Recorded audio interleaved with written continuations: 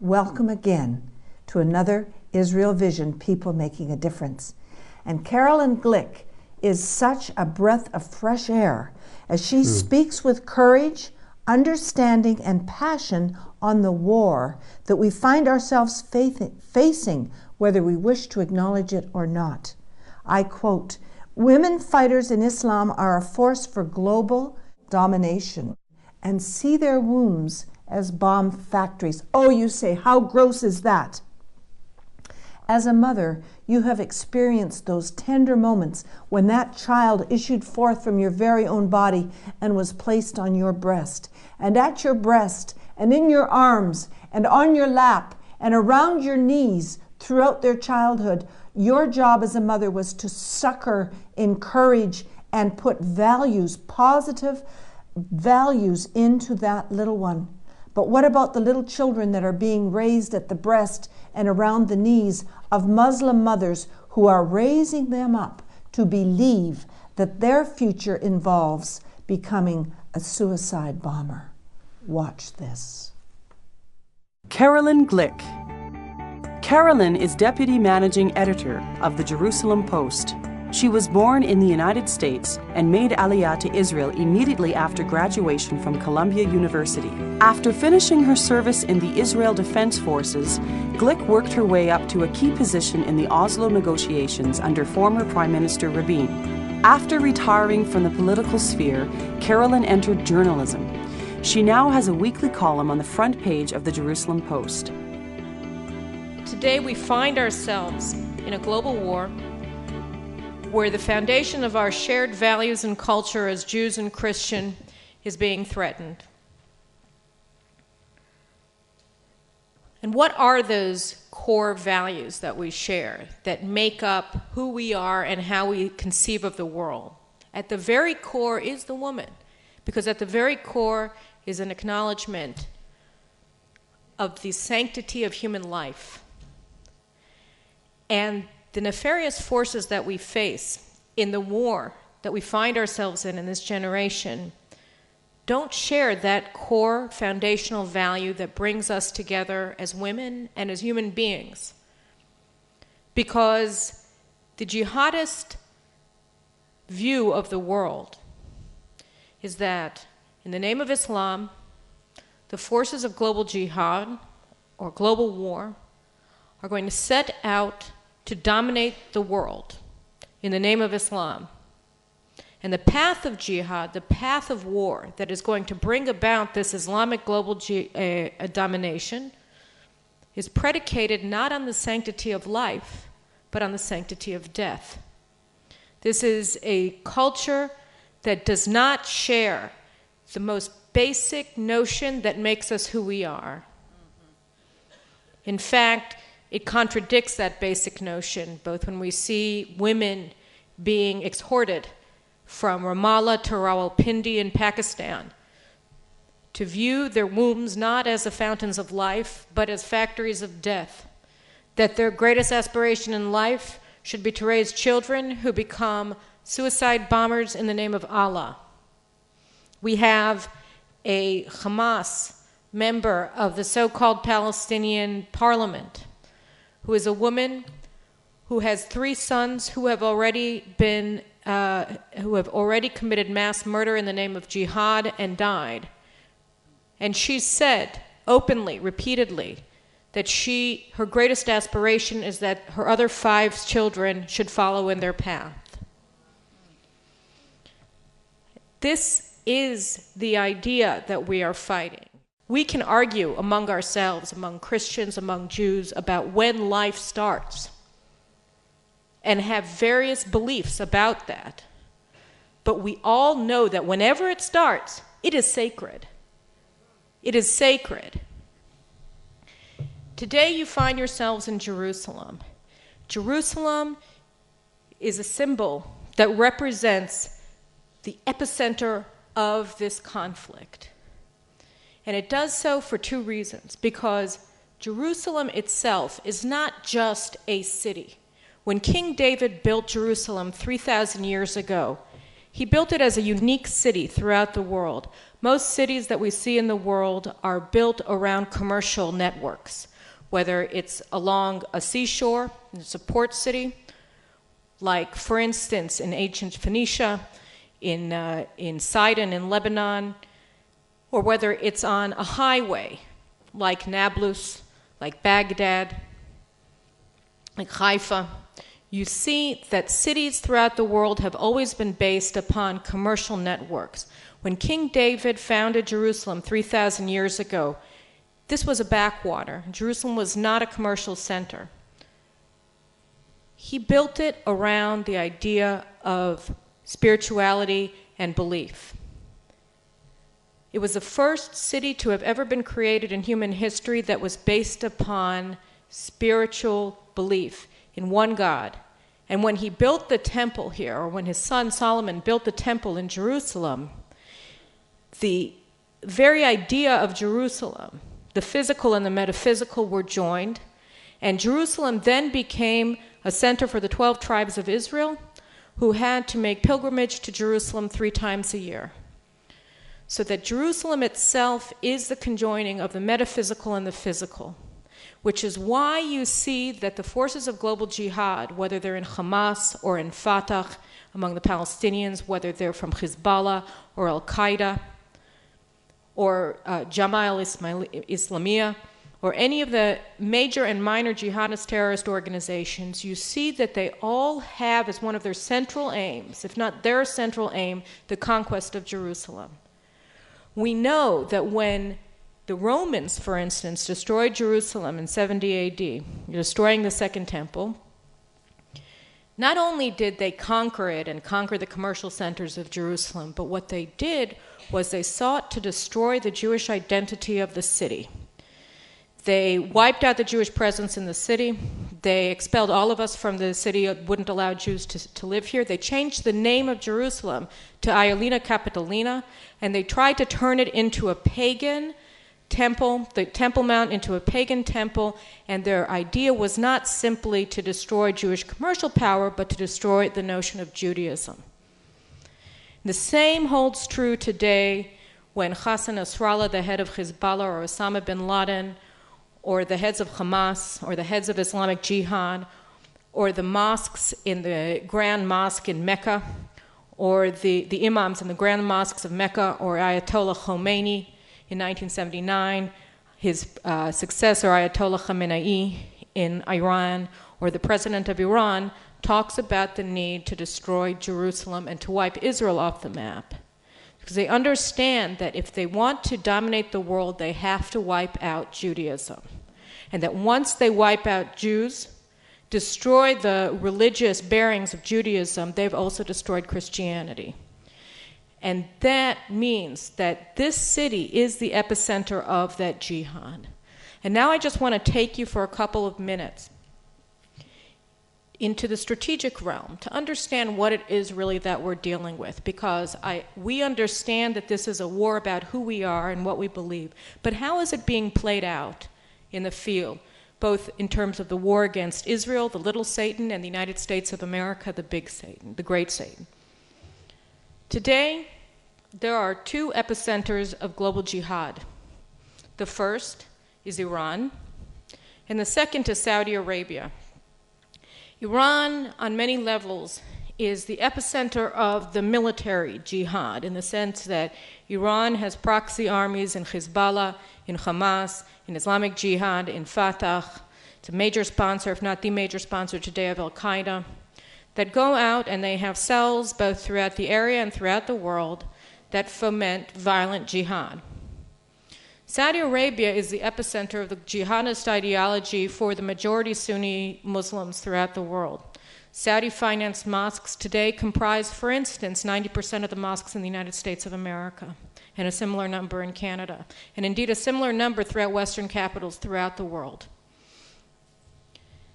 It is the Saudi indoctrination that is taking place in these mosques, both in the Muslim world and in the non-Muslim world, that is inculcating a belief in this form of Islam that says that if you want to be a Muslim, then you must work actively and be willing to sacrifice your life and the lives of your children toward the flag of jihad to bring about the domination of Islam throughout the world. To this end, not only do you have license to kill non-believers, be they Jews or Christian, you also have license to kill any Muslim who does not share your view. Iran today, we know, has ballistic missile capabilities that it's built up over the past few decades that are capable of firing missiles that are with non-conventional warheads on them to every point in Israel, as well as to southern Europe. The Iranians today are actively collaborating with the North Koreans to increase the range of their missiles and those of the North Koreans so that they will be able to hit as well the U.S. mainland. Recently, the Daily Telegraph reported that there was a North Korean missile test that took place in Iran. The missile in question has a range that from North Korea can reach Guam. It was a successful test. Iran itself, since the 1979 Islamic Revolution, has seen itself as the bridgehead not only of Iranian dominance throughout the world, but Islamic dominance throughout the world. Ayatollah Khomeini said in 1979 that as far as he is concerned, Iran can burn. He does not care if Iran is destroyed so long as the flag of Islam at the end of the day is victorious throughout the world.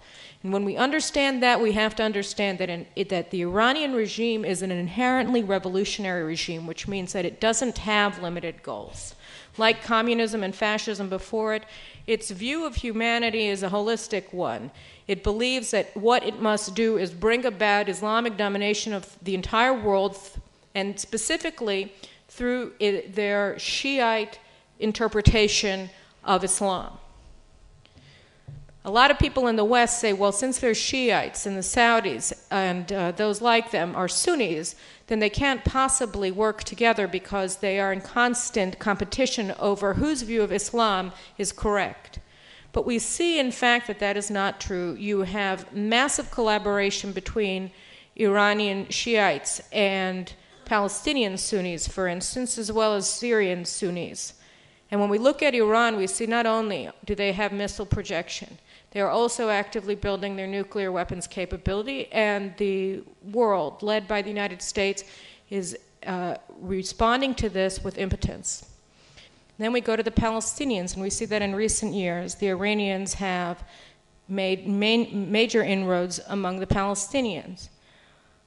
One of the greatest misconceptions of the Palestinian conflict with Israel is that it is sui generis, that it is somehow unique from the rest of the global jihad. But what we see, in fact, is that the Palestinians view themselves and are viewed by the Arab world as nothing other than the avant-garde of the global jihad. Their conflict with Israel is not a limited conflict, but rather, as Hamas says in its charter, one front in the global jihad. That what they want to do is build a caliphate in all of Palestine, that is throughout the land of Israel, as a bridgehead for Islamic global domination. Fatah itself receives a majority of its funding from Iran. Many people view Fatah as a secular terrorist organization, but the fact of the matter is that there is very little difference in the outlook between Hamas terrorists and Fatah terrorists. Palestinian Islamic Jihad was founded by Iran in 1988. It has and it is today and always has been an Iranian organization. And here, too, we have to understand that Palestinians are overwhelmingly Sunni Muslims, and yet they have no problem with working with Iran, and Iran has no problem with working with the Palestinians. Iranian domination of the Palestinian scene came ahead of the January 2006 Palestinian elections. In December 2005, Hamas leaders Ismail Haniyeh and Khalid Mashal, who's located in Syria usually, went to Iran and they made the following offer to Ali Khamenei, the supreme leader of Iran. They said to him that they wish to be Iran's Palestinian Hezbollah, meaning that if Iran supplies arms, guns, and training to them, they will subordinate their actions to the command of the Iranian Revolutionary Guards. The Iranians for years had wanted such a deal, and so they were quick to make it when it was offered to them. And since then, we see, indeed, with the sequencing of attacks, major offensives against Israel. For instance, the June 25th attack against the Israeli military base along the border with Gaza that precipitated the kidnap of Corporal Gilad Shalit, who remains a hostage in Gaza to this day. That was timed to precede the Hezbollah onslaught against Israel on July 12th of 2006. And both of these events took place at the same time that the G8 was poised to discuss the fact that Iran had not ceased its uranium enrichment activities. And just as Iran had wished, the international community, led by the United States and Europe, proceeded to ignore Iran's uranium enrichment activities and their inroads towards nuclear capabilities, and instead focused their attention on the Hezbollah war against Israel, which began on July 12th with the abduction of Eldad Regev and Ehud Goldwasser, the IDF reservists along the borders. So we see that indeed, each time that Iran is about to get scrutiny from the international community, particularly for their nuclear weapons program, they are able to use their proxies, be they the Palestinians, or be they the Syrians, or be they the Lebanese Hezbollah, to deflect international attention away from them, and also to deter the US and Israel from attacking them. We have to understand that the war that we're fighting again, as I said at the outset of my remarks, is a war that is being fought for global domination. It starts in the hearts and minds of Muslims, men and women, girls and boys, who are indoctrinated to believe that their goal in life should be to die in the name of Allah and global domination of Islam. We have to understand that in order to propagate this view, money is spent in indoctrinating tens of millions of people, if not hundreds of millions of people throughout the world, and that this indoctrination is going on in every country in the world. And we also have to understand the strategic importance of the State of Israel to the security of the world and to the preservation of our ways of life, whether they be Christian or Jewish, those ways of life that are informed by our core understanding that human life is sacred. We have to be able to recognize the reality of this war. We have to be able to recognize what is fueling this war, both on a military level and an operational level, as well as on an ideological, cultural, and religious level. We have to be able to use all the tools at our disposal as free men and women to fight this. We have to fight it in the battlefield of war, whether it be in Iraq or in Lebanon or in Judea and Samaria or in Gaza or in Afghanistan or in the Philippines or in Indonesia or in the London Underground. We have to be able to fight this on the level of the war of ideas. We have to be able to understand that at the end of the day, if we wish to survive as Jews, as Christian, as women, as men who wish to live in peace and security, knowing that our liberal values that are informed by our core belief in the sanctity of human life is guaranteed, we have to be able to embrace who we are and to embrace one another as allies in this fight against something that negates who we are. We have to recognize their focal points, and we have to understand their weak points. We have to understand our strengths and our weaknesses and build on our strengths and strengthen our weaknesses by educating ourselves, by educating our neighbors, by educating our congressmen and women, by educating our elected representatives about the nature of the war that we fight and who our enemy is. Martin put out an incredibly important strategy for empowering women. It's important to note, though, that some of the greatest proponents of radical Islam are women.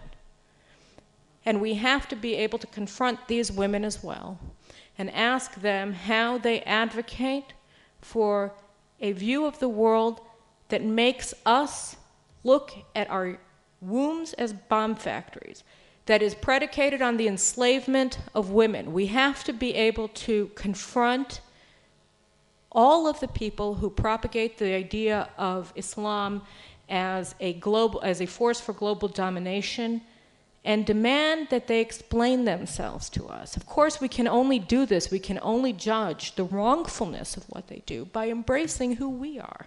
Because if we don't know who we are, then we, of course, will be unable to judge them for who they are. And I know that this is an evangelical conference, but I think that's important to note a statement that is a core statement in understanding the challenges that are facing us, which was made by the Pope, Benedict, last fall at a speech in Regensburg in Germany, where he quoted a dialogue between a Christian and a Muslim that took place at the time of the previous jihad in the, the 14th century, I believe. And the Christian looked at the Muslim and he said to him, Islam has given nothing to the world except violence. How can you say that you want to spread your belief by the sword? God wouldn't want you to do that. And of course, the Islamic world's reaction to the Pope's recitation of an historic dialogue shows, in fact, that very intolerance for dialogue. But it isn't only that. What was the Pope doing? He was secure in his Catholic belief, able to judge the reasonableness or unreasonableness of Muslims. If we do not know who we are, we will not be able to understand where we are, and we will not be able to understand what we face, which is one of the reasons why organizations like the Knesset Christian Allies Caucus and like your organizations are so important. Because what we remind ourselves all the time is who we are and why what we are is worth defending and must be defended against anybody who would question the sanctity of life and the freedom of individuals to live our lives as we choose, in accordance to the way that we choose to believe. So with those ideas in mind, I again want to thank you very much for coming to Jerusalem, and I want to applaud your efforts in safeguarding the freedom of women, and of course, women being half of humanity, for safeguarding the future of humanity itself. I think that there can be no work more important than this kind of work, and that we should all take strength from the challenges that face us to understand that we have to redouble our efforts in this generation so that perhaps future generations will get to deal with different problems. So thank you very much for your time, and welcome again to Jerusalem. Thank you.